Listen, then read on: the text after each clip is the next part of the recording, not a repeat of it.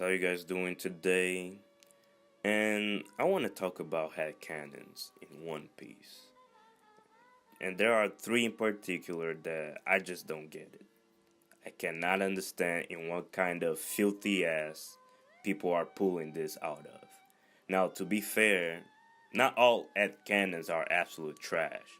I like to think of them in three separate categories. The good, which are headcanons that actually follow the flow and fit the direction of the story. The Trump, well, these are kind of self-evident. These headcanons are Trump level shit that just does not fit in any universe or scenario imaginable. And the Cancer, in which a part of you dies slowly and painfully whenever you hear them. So the three headcanons we're gonna take a look at are: number one, Zoro could beat Luffy if he wanted to, especially because he hasn't even used his Sharingan yet.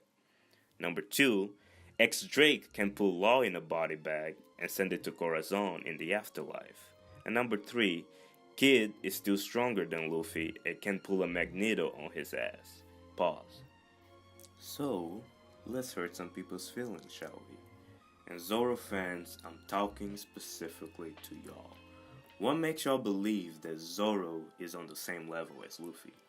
The whole argument that Zoro has not been injured or even forced to go all out after the time skip is pretty retarded, to be honest. Yes, it's true, but did y'all forget the type of opponents that Zoro has had in the New World compared to Luffy's? Even Sanji has had stronger opponents than Zoro. And yes, Virgo was stronger than Pika. Virgo was Doffy's right-hand man. Oh, but wait, Zoro clashed with Fujitora and Namro and was able to push him back. Well, Zoro was able to survive Fujitora, which is what we expected from the Monster Trio after the time skip. They needed to be able to at least survive and fend off a Namro, but that was it. If Sabo barely made Fujitora sweat, y'all really think that Zoro did? Come on now.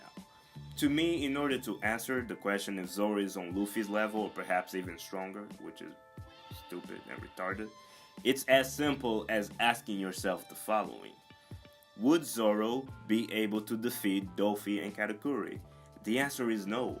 Katakuri would outclass Zoro the same way they outclass Luffy for most of the fight, and despite Doffy versus Zoro being a better matchup, the result would still be the same with Doflamingo winning.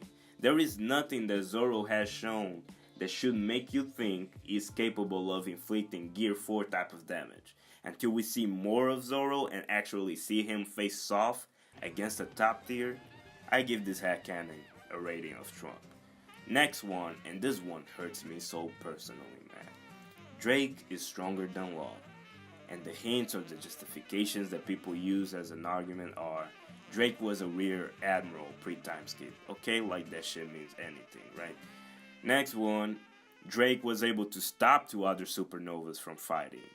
Okay, but Luffy, Kid, and Law would easily be able to do the same, and Law would probably have the easiest time at that because he could just shamble their asses out of there. The next argument is that Drake was the supernova pre-time skip that looked the best fighting against a pacifista. And I'm not gonna take that feat away from him, but we all know that matchups are crucial in One Piece. And if we think about it, Drake's Devil Fruit may literally be the best one out of the supernovas to physically overpower or overcome a pacifista. But all this means for certain is that Drake is physically stronger than Law and probably has stronger armament hockey. But other than that, the number of ways that Law can use his Devil Fruit to defeat Drake is a better headcanon than thinking that Drake can body Law, rip his heart out, and send it to Corazon. To me, this Drake versus Law debate comes down to portrayal. Law was clearly shown pre-time skip to be one of the three most important supernovas, alongside Luffy and Kid, and then it was revealed to be a D. It doesn't get more hype than that. Another way I think about this is, if Law and Luffy were working under Kaido for 2 years, they would now be a calamity for sure, and not a damn glorified headliner. There's a small percentage chance that Drake might be stronger than Law. I'll give you that. but it's just a small percentage. That's it. And for personal reasons, I give this headcanon a rating of cancer. And finally, the Kid versus Luffy debate. And the headcanon that Kid is stronger than Luffy, or at least just as strong, and is really not a bad headcanon, and one could say that it's good because he actually fits the direction of the story, but the devil is in the details. Just like with Zoro, the question to be asked here is, can Kid defeat Doflamingo in category? And to be honest, I just don't know.